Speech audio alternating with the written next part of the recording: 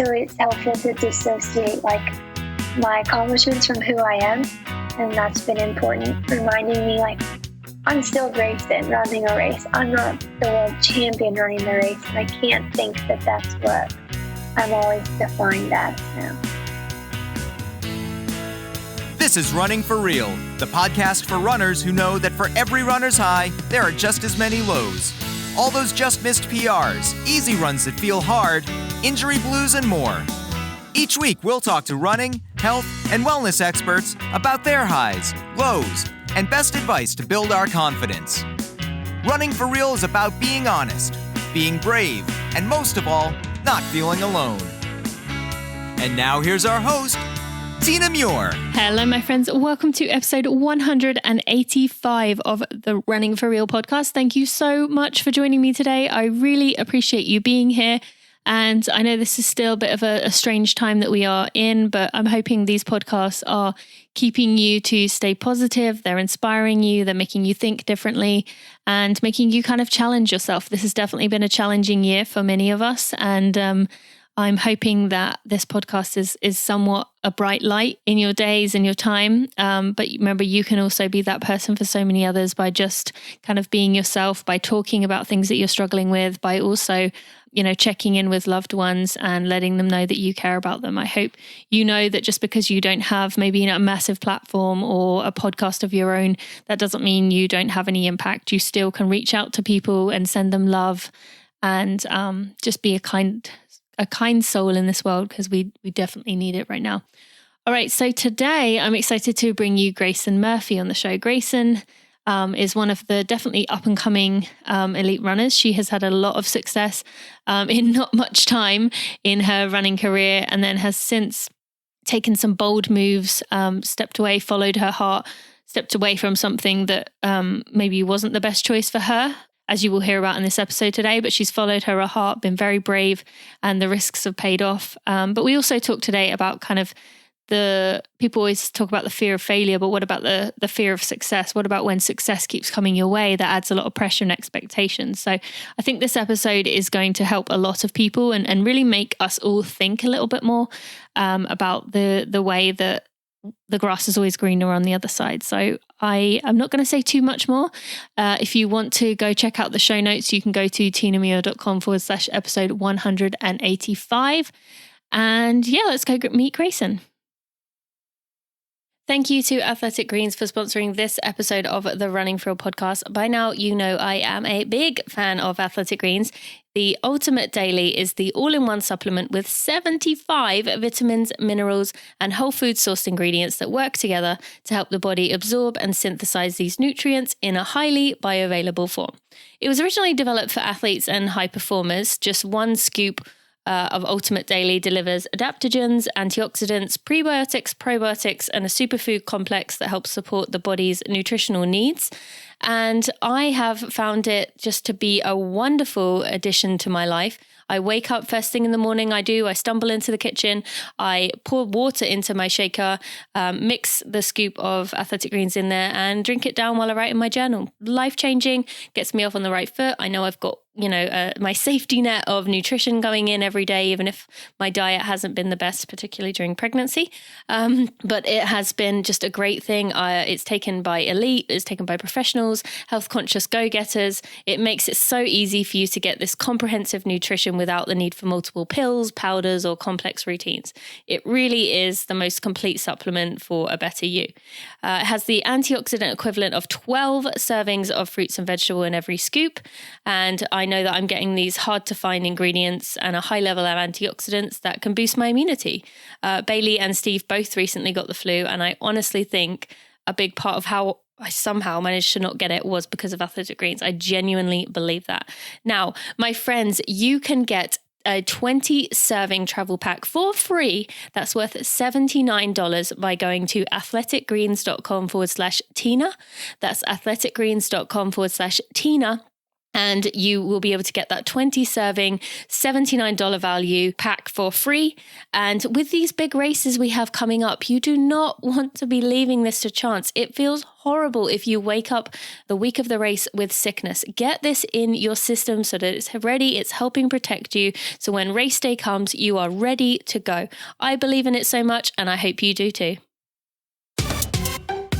Grayson, thank you so much for joining me today on the Running for Real podcast. You are someone I have been kind of admiring from afar for a while now, and I'm excited to dig into your story and let my listeners know about it, because I think it's really going to be refreshing for people to hear from you, and there's a lot of lessons that people can learn from you. So thank you for being here today. Thank you for having me. I'm excited. Yeah, this is going to be fun. Okay, so firstly, your story kind of comes together a bit in a surprising fashion, or not so much surprising, but kind of jumps up, ramps up very quickly in many aspects of your life. But you only started running your sophomore year of college, but is that right? But quickly improved to end up a 5-time D1 All-American. And, you know, that's a huge accomplishment for someone who only started running as a sophomore. That's very, very rare to hear. So tell us about looking at that rise, looking at that, taking up running to being at the very top of the college level. Do you see that as a good thing now you look back now, or was any part of that, did it feel too fast? You almost wish you had those first few years of kind of getting your feet under you and kind of easing your way into the running world. Tell us about your thoughts looking back on it now. I've kind of gone back and forth. I think there's pros and cons to each. Like, I'm grateful that I'm not really burnt out and that I don't have those lifetime miles on me. So I'm pretty injury not prone. And that's really nice. And I feel pretty fresh a lot of the time.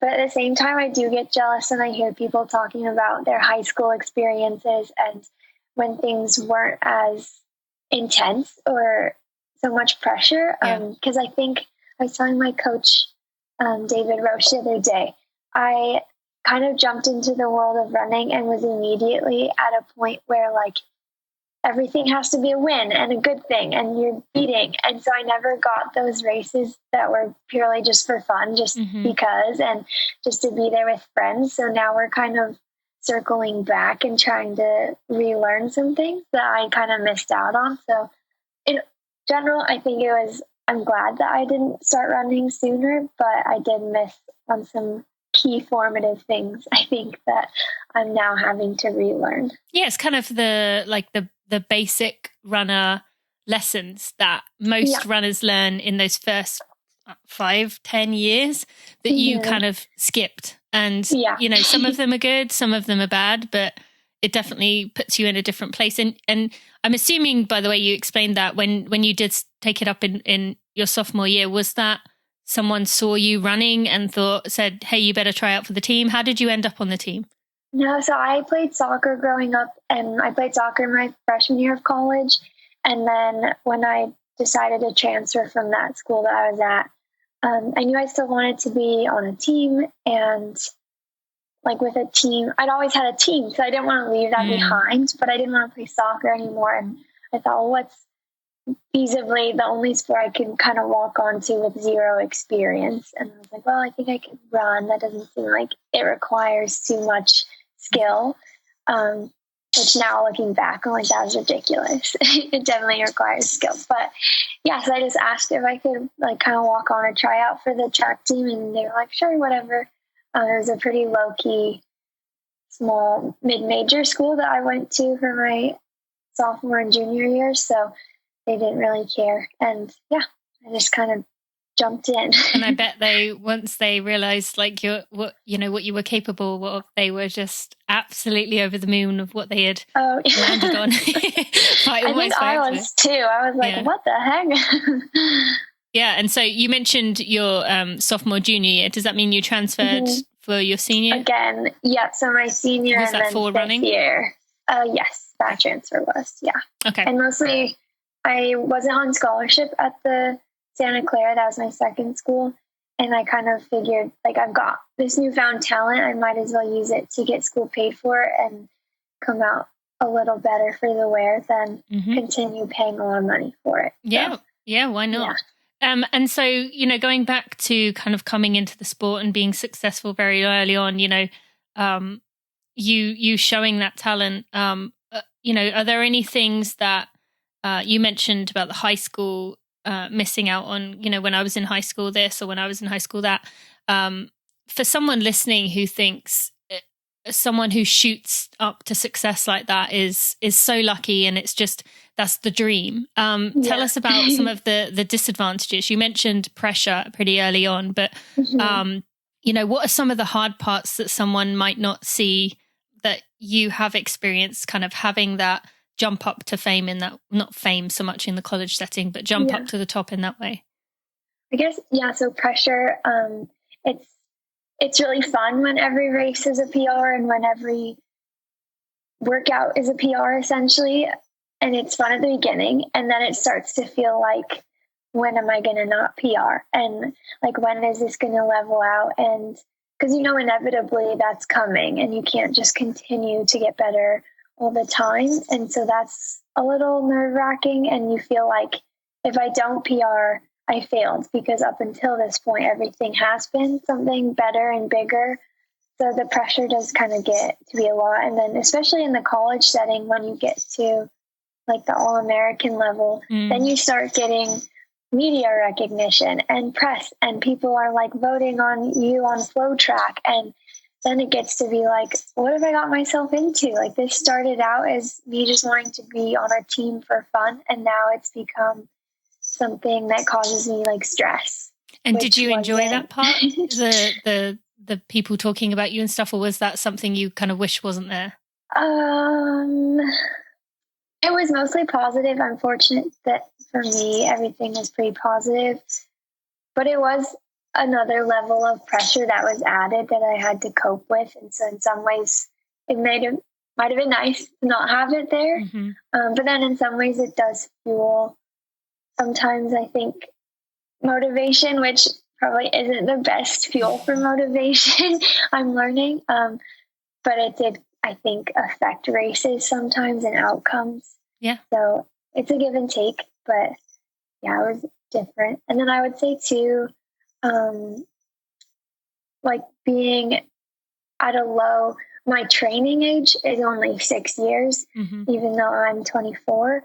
And so that's been kind of hard for coaches, especially to like wrap their heads around, where I'm like a senior, but I only need to run 60 miles a week in college to be like a top level 10K runner or one of the best cross country runners in the nation. So that's been hard. And I've been fortunate that I've had coaches that are really understanding of that. But I think that's something I will have to continue to speak up for about myself, because I'm not at 100 miles a week. I'm still for someone listening who's thinking that, like, well, hey, if you're running this well at 60, why wouldn't you step it up to 100? Like, tell us, why is that?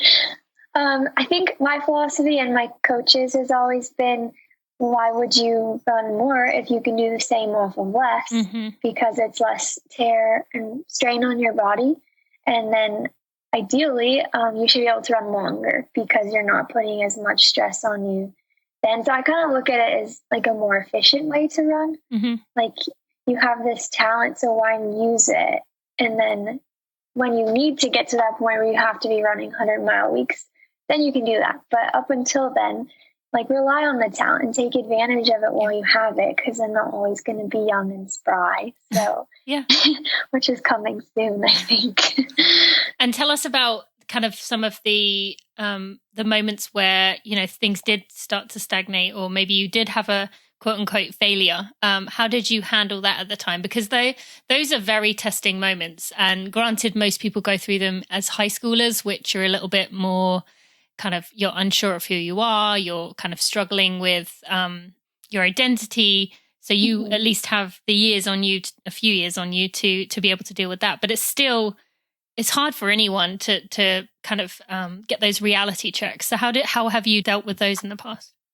Well, to be honest with you, there wasn't a year in college where I didn't PR in all of my events. So that was always there, I guess. But what about like not winning NCAAs? Like, did you see that as a failure? Like I wasn't the best. No, because I never thought I was going to be, or like Okay. the only time I didn't improve at NCAA's in place was 1 year, and I was 6th instead of 5th, like switched. And so it was, and I ran faster to get 6th than I had the previous year to get 5th. And so it was like, I guess you could call it a failure, but logically I was like, it's not, because I ran better than I did last year. It just happened that this year a lot of other girls did too. And like 5th and 6th is kind of, it's one place different. So I guess maybe in my pro career though, while I was PRing, I think I felt like I stagnated mentally, maybe, or I kind of like lost my reason for why am I doing things and what's going on. And that was hard to deal with. And that was kind of all of last year, and what led eventually to me choosing to leave that Uneasy Elite group was just like, this isn't right. What did become the focus then, if your why was kind of missing? Well, first figuring out what my why was in an ideal world. So I was trying to ask, like, what makes me happy, and why do I run, and why do I race? And if I could really get down to the essence of those answers, then I felt like, okay, now I can move forward and like build a life around those instead of trying to work backwards. But even that is thinking that way. I talk about that a lot on this podcast, and in my mental training course, the Finding Your Why section is huge. And actually, I have your coach David Roche is one of the key people in that section. But it's still not something that most runners think about, especially as you said about being so new into the sport. How did you know to look for a why? How did you know that, for so many years, I mean, I was training hard from 14 to 28, and I really didn't think about my why until I had left the sport.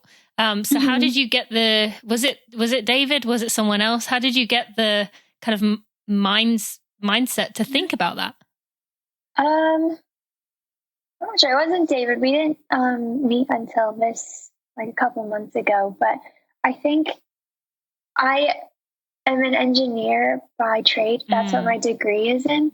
And that was a very heavy degree, I guess, to get. And so then when I thought, like, I'm going to run professionally, I better have a good reason for not using this very specific degree that I just spent 5 years getting. And that is, like, by societal standards, I think a big accomplishment. So it's like, I need to figure this out, because otherwise I have a whole other life that is completely separate from this waiting for me that might be just as or more important. So I should figure this out. And then I think emotionally or spiritually, I realized, like, you don't have a reason for things, it's kind of unsustainable. You're not going to be in it very long. So I needed to find my own intrinsic internal motivation, because otherwise I wasn't going to be running for much longer. Yeah.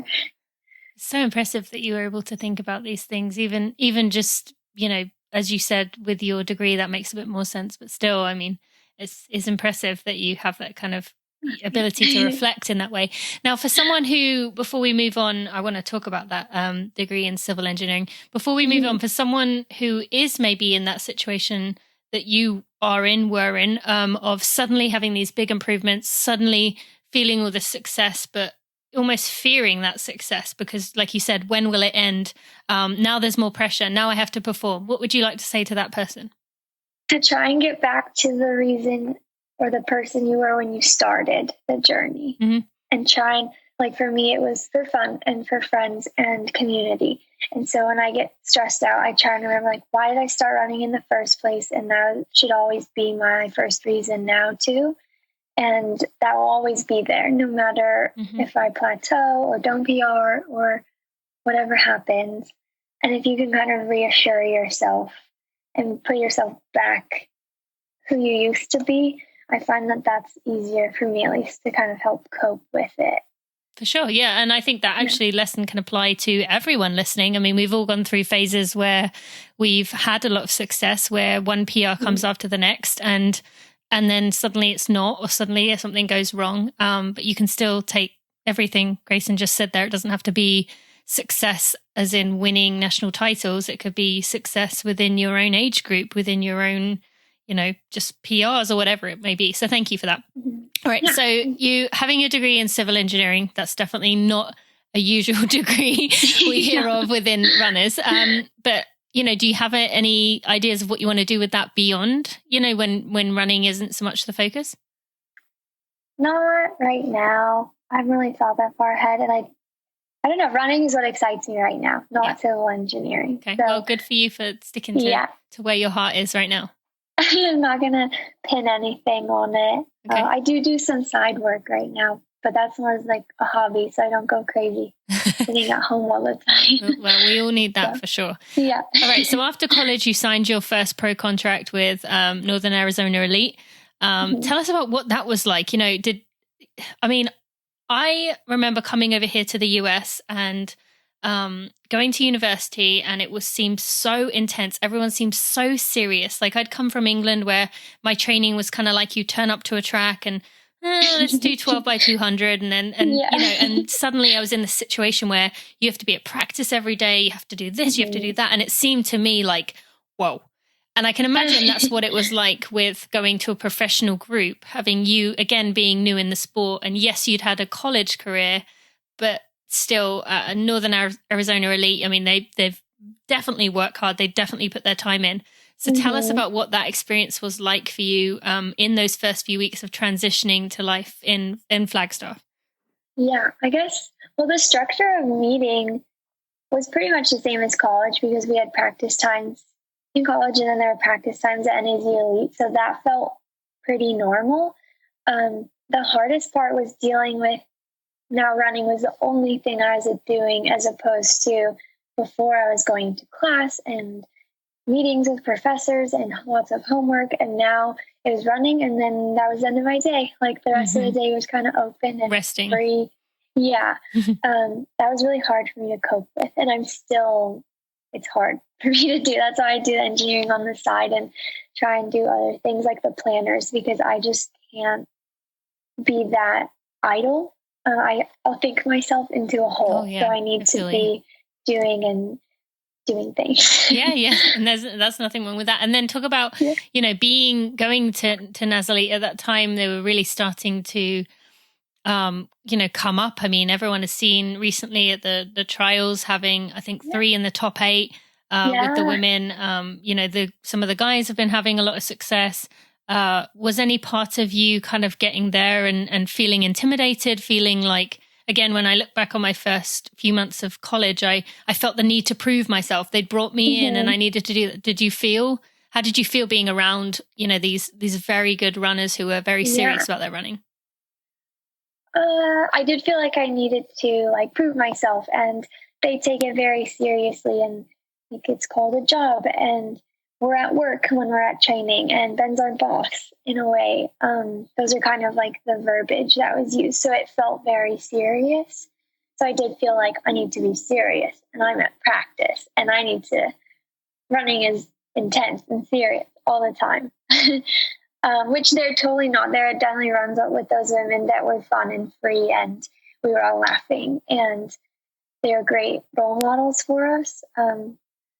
But yeah, most of the time it was very serious and I felt like the workouts looked big and scary and I just had to do them because I was there. Regardless of I feel like every workout was a PR in some way. It was either the longest I'd gone, the fastest I'd gone for so long, the most I'd ever done of a rep, something crazy. And I just had to do it because that was kind of what the situation I was in. And it was my choice. So I felt like, I chose this. So I have to follow through with it and show up and be a good teammate and work my butt off.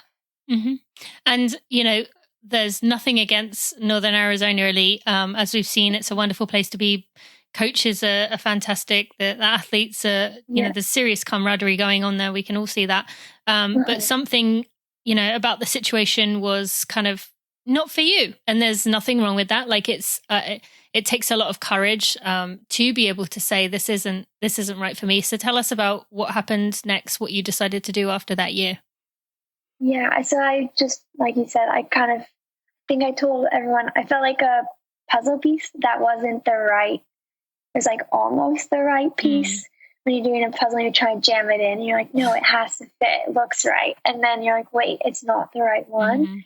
I think that was kind of what went on. And when I realized, I was really unhappy too. And I think that was kind of the big motivator, was like, why am I so sad all the time? And why do I just feel kind of like anxious and on edge? And I realized I needed community and I needed family. And it's hard being, I think Flagstaff for me felt like an extended training camp.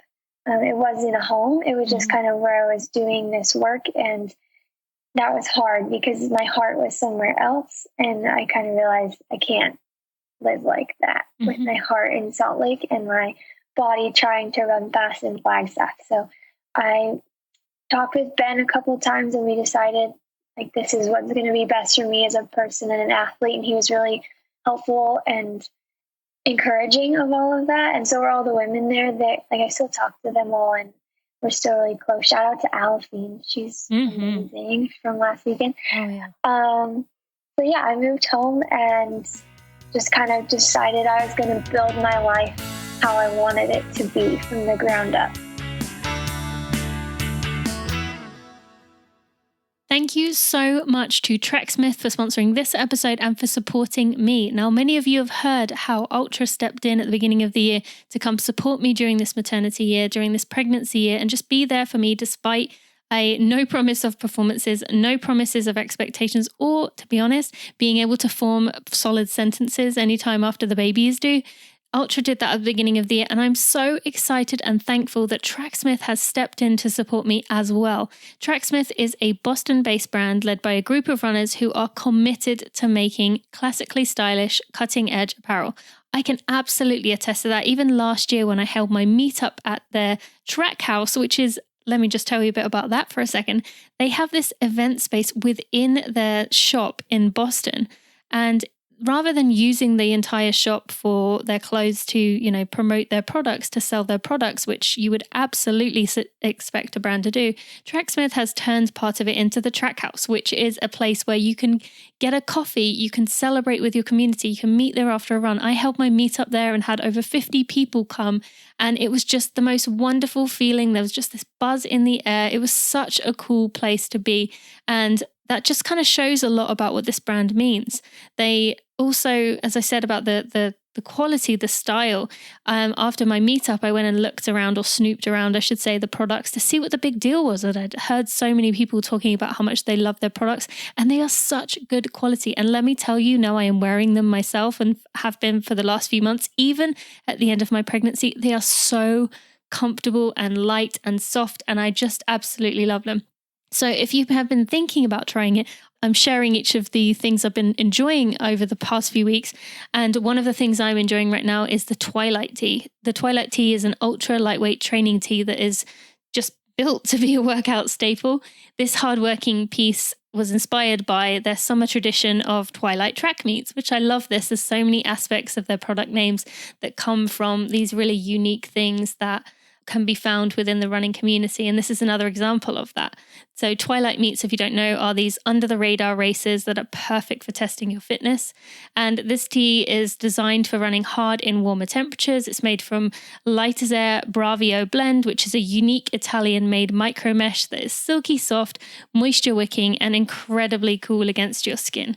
I absolutely love this. And if you want to go to Tracksmith and try something on for yourself, you can go to tracksmith.com/Tina Muir. That's tracksmith.com/Tina Muir. And if you use code Tina, you can get 15% off your first order. I absolutely love these products, and I think you will too. Go to tracksmith.com/Tina Muir, enter code Tina for 15% off.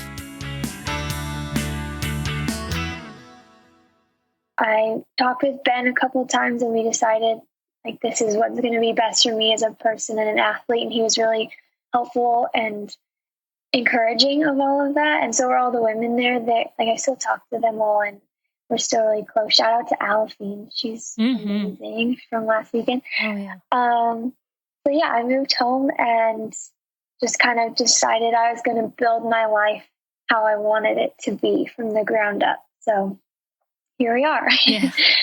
And a few things I want to ask you about that from there. But one thing I want to mention with Flagstaff, that for people who haven't been there, or for recreational runners listening, you hear all the time about Flagstaff being this amazing place, and it is, but it is amazing place for runners to train. It's not like a big city that has events every night and things for you to do. It's like you said about a training camp. It is set up for you to be able to get the best training you can get in. So I just want to mention that because, I wrongly believe that like Flagstaff was this like, I kind of imagined it a bit like Portland, Oregon. And like it's great for training, but it's also got so much else going on. But like Flagstaff is kind of, you go there to train. So, I could see absolutely why that would kind of cause some stress in you, and I would not be able to handle that either. Absolutely not. I would need other things in my life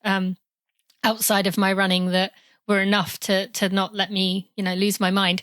But moving home to Salt Lake, was any part of that like, telling your family about this, making the decision to move home? I mean, that's quite a hard thing to do. It kind of almost feels like you're crawling back to your parents, like, help me. Like, did any part of you struggle with that?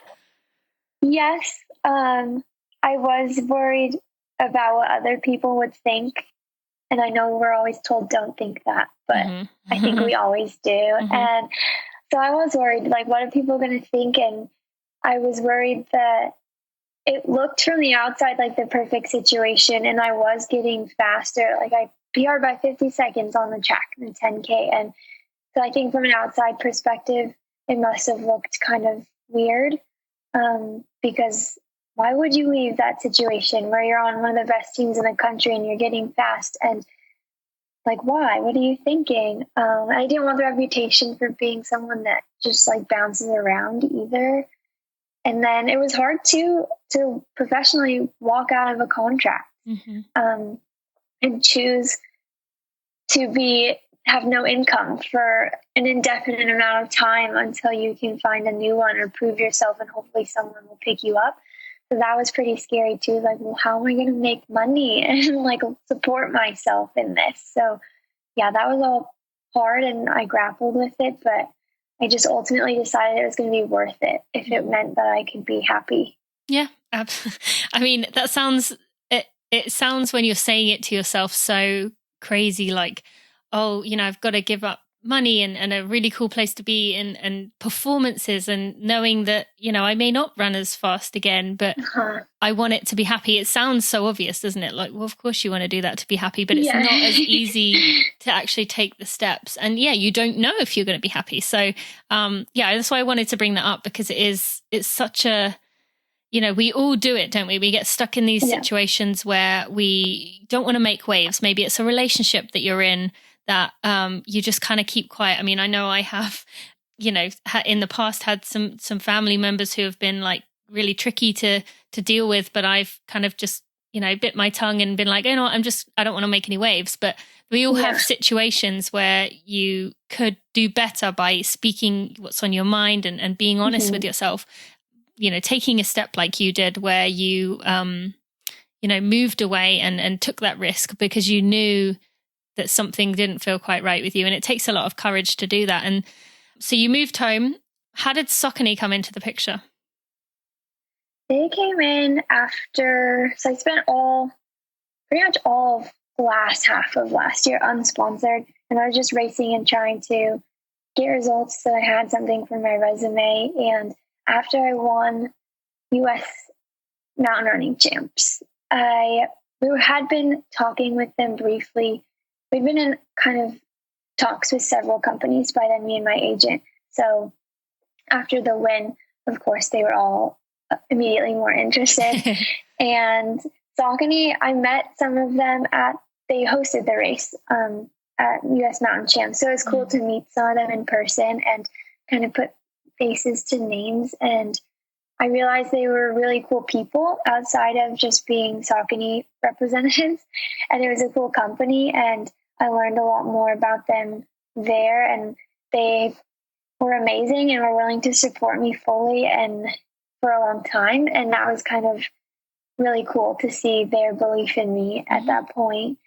So that's when we signed with them. And then my first official race with them was US 10-mile champs and then world champs. So it moved pretty quickly. Yeah. But it was really fun, and they've been amazing so far. That's good. That's good. And, yeah. I definitely can attest to them being a great company as well. So Yeah. good to hear that. And, you know, you said that was kind of coming in the second half of last year. So tell us about the thoughts that were going through your mind as you were back in Salt Lake when you didn't have a sponsor. Like, how did you keep yourself calm during that time to say that, you know what, things are going to work out, things are going to come together. I just need to, you know, do what's right for me, and it'll work out. What was your inner narrative saying? Pretty much that. It's just continuing to tell myself positive things like this will work out. It'll be the way it's meant to be. I do believe things happen for a reason. So I was thinking, like, I think I just need to have faith in myself and that I'm going to be able to perform well. And I know I can be a good athlete and representative for any company. So I need to just remember that and be confident in it, and it will manifest itself, was what I was hoping and believing. And it did. But it was scary. And I did have to run some races that I probably wouldn't have run otherwise, but just to run to get paid. And I did have to do some other small jobs, and I did have to really be tight with finances to make sure I could pay all of my bills on time. So it was stressful and required some very positive thoughts to self and just deliberate action. Yeah. Well, you definitely followed through with that, and it's been clear through this interview so far that you are good at doing that. So keep it up by all means.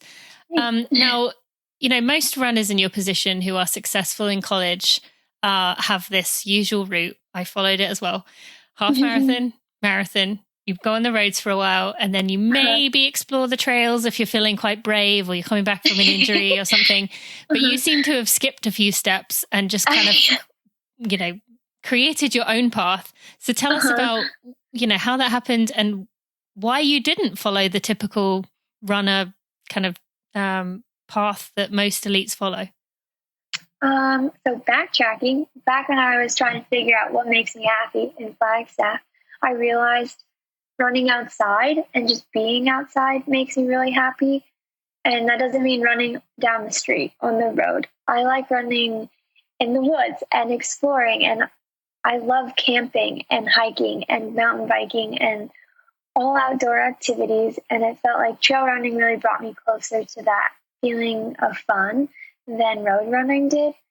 And so moving forward, I thought, like, well, I kind of threw everything out the window already. Like, I already left this team. Everything is in shambles. So might as well jump into trail running. And if I like it, cool. And if not, I don't have to do it because I'm unsponsored right now and I don't really have to answer to anyone. So this is like a perfect chance to try new things. And so I did a couple of trail races and loved them. I call them mountain races, actually. They were not what I learned very quickly there's a difference between mountain and trail running. But yeah, I loved it. And then I was like, well, I guess I'll just do this. It's really fun and it seems like I'm good at it. And more importantly, I'm really happy when I'm doing it, which was weird for me because races before on the track and road were very anxious, stressful events that I wasn't super excited to do. I felt like I had to do them just so I could do the training part. Yep. I've been there. So related to that, you know, we said about Saucony coming in towards the second half of the year, but you had that time, this kind of exploration time to kind of follow your heart and do what brought you happiness. Does any part of you think, had you signed a contract with a company like Saucony immediately out the gate from leaving NAZ Elite, does any part of you think you would have not gone down this path because you would have felt like this big company is investing in me? You know, they're known for Molly Huddle and Laura Thweet, and you know, I need to stick to what everyone else is doing. Do you think if they'd have come in right at the beginning, you would have still done what you did, or do you think you would have been too scared to kind of chop? Do you think the fact that you had to wait for that sponsorship, be it, you didn't realize how long you were waiting, but that gave you that freedom to test it that you wouldn't have otherwise? Yeah, I think it did. And I think a lot of people, I'm sure the contracts are written such that like your bonuses are for what you will intend to be racing. And I don't think had I signed as a road athlete, there wouldn't be trail stuff, because why? I'm not a trail runner.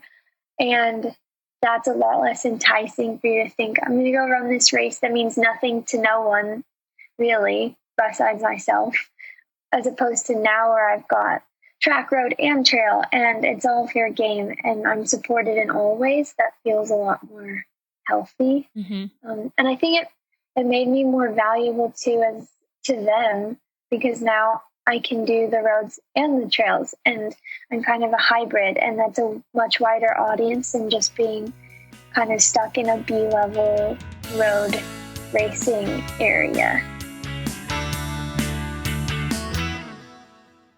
Hey friends, just a quick note to say that I know this has been a tough year. This has been tough for all of us. There is so much going on. There is so much we can't control. But I wanted to let you know that I've created a few things to help us get through this tough time.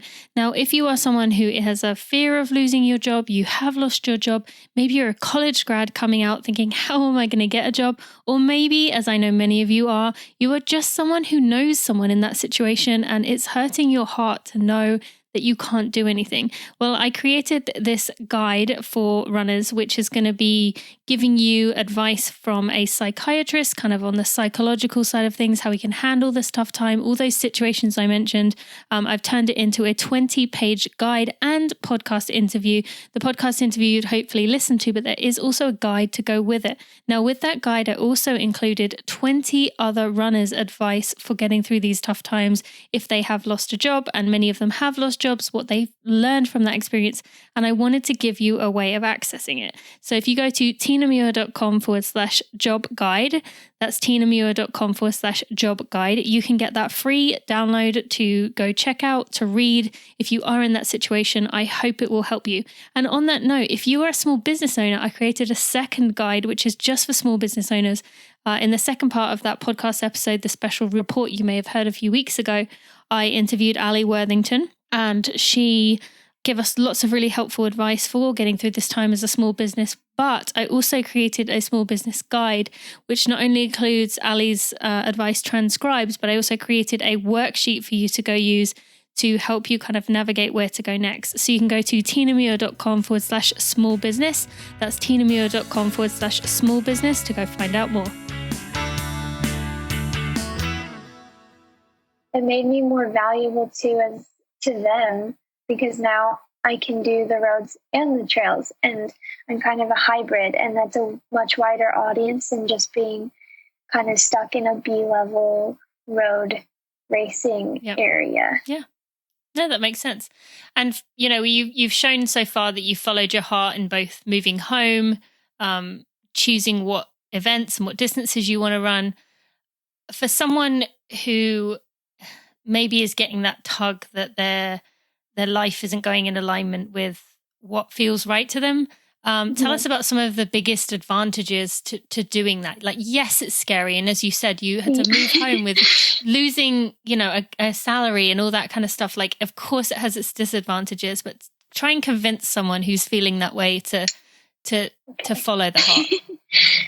I think if you can follow your heart, you'll end up with the days you daydream about, but they're a reality. So I used to daydream about like hours in the mountains just running for fun, and that was a daydream, but now it's my reality, and it's so cool. And the places that I've gotten to go because I was willing to put up with like 6 months of stress is crazy. I have raced in Argentina, Patagonia, in Hawaii, on the Jurassic Park set. Like, those are the memories I will never forget. And dealing with 6 months of no salary and some stress is something I probably will forget. Or even now, it's just kind of a funny story. It doesn't really affect me. So it's way more life-changing to have those valuable memories. and it's worth it, as opposed to a little bit of stress along the way. Mm-hmm.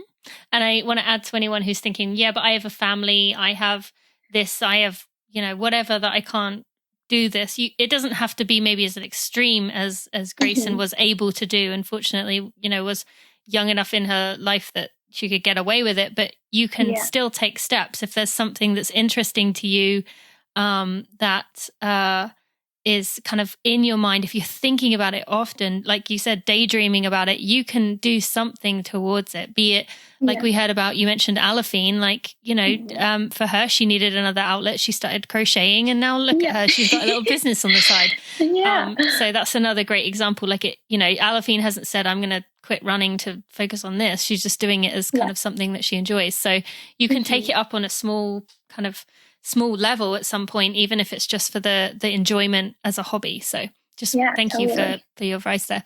All right. So you very quickly became very, very good in the mountain running scene, becoming the 2019 World Mountain Running Champion, the Xterra Trail Run World Champion. How did that feel to do that well when you were so new to it? Like, did you even, I don't know, like, I don't suppose you had the time for expectations, but what was going on through your brain? I was pretty shocked when I won mountain. That was never my goal going into that race. I know everyone says they want to win, but realistically, I was like, it's the world championship race. Like, I'm not going to win this thing. I started trail running 3 months ago. Like, I have no idea what the heck I'm doing. And that whole morning and night before, I was sick, and I just was like, it's not my day. Like, another day, maybe. I was concerned I wasn't even going to finish the race. So when I won, I was like, did I take a wrong turn? Did I cut the course somewhere? Like, where is everyone? What the freak is happening? Why did this happen? And I did kept asking myself why, which maybe wasn't super healthy, because then I won Xterra by like 11 minutes. And then I was like, what is going on? Like, the universe is going to explode or something, because this should not be happening to me. And it's been several months. Even now, I'm still trying to like talk to my therapist about it and kind of cope with why I feel so detached from it, because it was so unexpected and it was really cool, but it wasn't something I spent my whole life working towards, when I know a lot of people do. So there was some guilt associated with that. Yeah. Does any part of you wish you had that kind of, I always talk about, for me, it took 14 years to get my goal, but like that, and that's a bit too extreme, but like, does any part of you wish that it maybe, where do you go from here, kind of thing? That's, kind of where I'm struggling is I don't know. And I've had to talk with my coach, David, about it. We talked yesterday about goals, and we kind of decided, like, where do you go after you've won world champs your first year? Like, then what? What are you supposed to do? Like, what are you supposed to win? There's no Olympic trail running, and hopefully one day there will be. But so we kind of had to reframe what goals should be. And it's become like, well, let's just make sure 3 years from now, like, you're happy with your life and confident in your own skin, and you're doing things you enjoy doing, as opposed to having like one-minded, one-track goals that once you accomplish, I think you kind of fall off a cliff anyway. And I still feel guilty. I know there are a lot of people that would love to win and have been doing this for 10 plus years and still haven't. And so it's hard for me to remember it's okay that I did it too. And you still worked hard. It's not like you didn't train. Yeah. So still working on that one. Not a closed case yet. Well, you are absolutely in very, very, very capable hands with David Roche. I can't think of a better person who could, guide you through this path. Obviously, a successful coach, but very wise, very focused on the why, very focused on being happy, which is just what you need, and great. Very important. But you also mentioned, you work with a therapist. What are some of the things that the therapist has taught you about removing that pressure and removing that kind of expectation, especially having been at the top, as you move forward with your running? I think that one of the things that really helped me the other day, she said, I told her I was running this race last weekend as my long run. And I told her I feel pressure because I have to win because I'm the mountain world champion. Like, why wouldn't I win? Especially at a local race where there aren't any other pro runners there, and it's undue pressure that is silly. And she's like, well, are you entering the race as the world champion or as Grayson Murphy? And I was like, I'm entering it as Grayson Murphy. So it's helpful to dissociate like my accomplishments from who I am.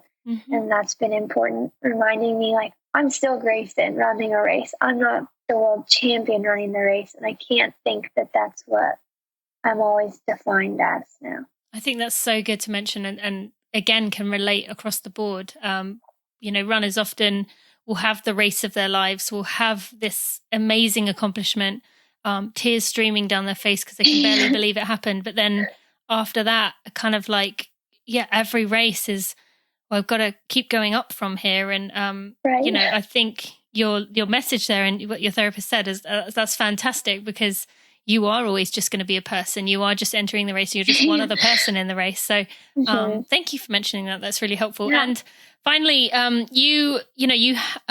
you've mentioned a few times that you need more than just focusing on running in your life. And I've always been the same way, so I definitely feel you there.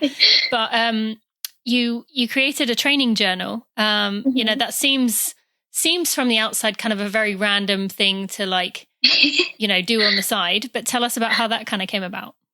So I started doing as a bullet journal for myself, and everything is hand drawn. And that was because I was also bored, and I was like, well, I like drawing, so I'll just like draw my own planner and take up some time, and it's fun. And I kept having people ask where I'd bought it, and I was like, I didn't buy this, I made it. And then I thought, well, I think I could share this with people, and it'd be a good thing.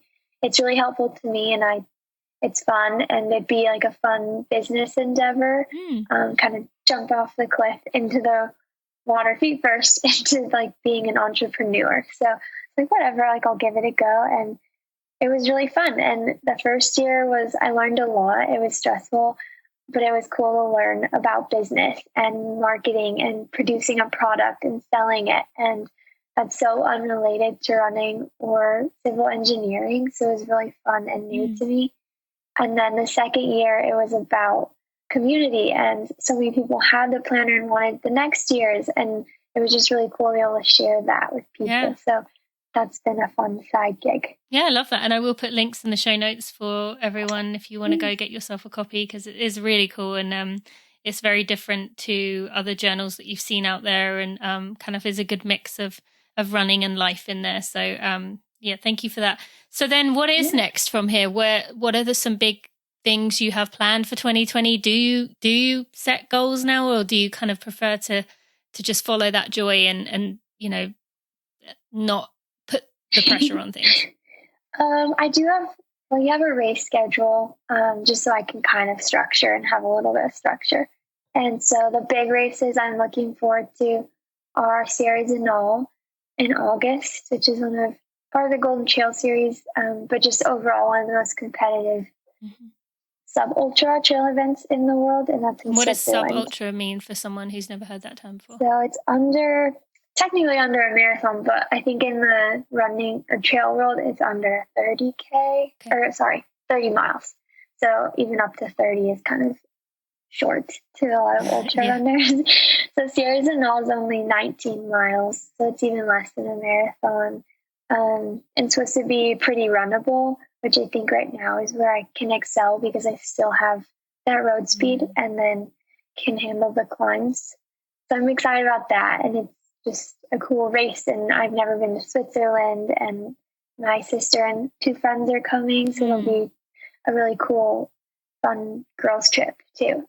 And then hoping to go back to World Champs this year. I'm going to try and apply for a spot on the long distance team this year, as opposed to the classic distance team from last year. What does that mean? So last year was up to 16K is the classic distance, and that's the one I won. And then long distance is a full 42K, and that one is you can get on the team by application instead of by the trials race for short distance. Yeah. Okay. And then what about looking long term? Do you have anything like, I've always wanted to run a 24-hour race, or I've always wanted to run up a certain mountain? Like, are there any long-term things you have? I guess, well, I want to do everything. I would love to run for 24 hours. I'd love to do ultras. So eventually in my lifetime, yes, I think that is where I'm headed. I don't know how soon, because I don't want to overcook myself either. And I do have to remember, like, this is my 6th year of running, and I need to pump the brakes sometimes. I can't get overzealous and just try and do all the races all the time. So I think for now we're sticking under marathons and just kind of letting my heart guide and enthusiasm guide.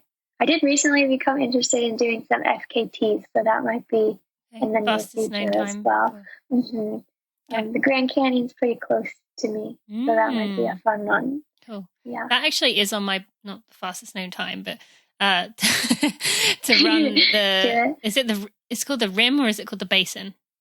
The rim. The rim of the Grand Canyon. I definitely want to do that at some point, but not. I won't be trying to run with you. Let's just put it that way. Okay, Grayson. How can people find more about you? As I said, I will put a link to your training journal. But what about following you, finding you in the future? Where can they go? Yeah, so my Twitter, Instagram are Grayson_Grayson. Without and the then G, right? Yes. Oh, no, well, I guess it's the G in your name, but Grayson. one G. Yeah. Just one G. And then my website is Rayson-Grayson. Okay. So hopefully pretty easy.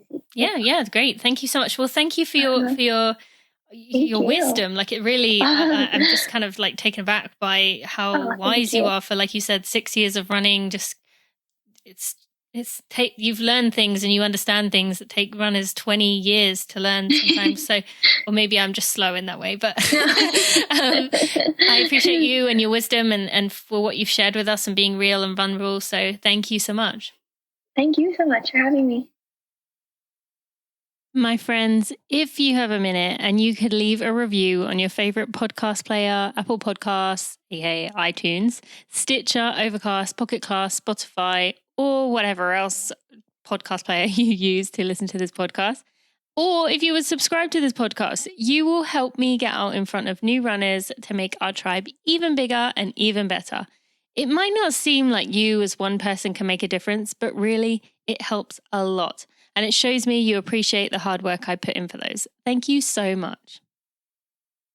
A very different episode to I think most that we have had, in that Grayson's story is kind of that dream story, or at least it looks like it from the outside, but you see that it's not necessarily always what it seems. And there are some difficult things with success coming very naturally and very easily to you. I also think she is a great example of someone kind of following their heart, trusting in their gut feeling, whereas I think it would be difficult for us to do that in many cases, because it's always, hard to give up those nice cushy things that you have when that little voice inside of you is telling you it's not quite right. So I hope that episode inspired you and kind of made you see that you can do things that are brave and are scary, but they're going to lead to great things in the long run.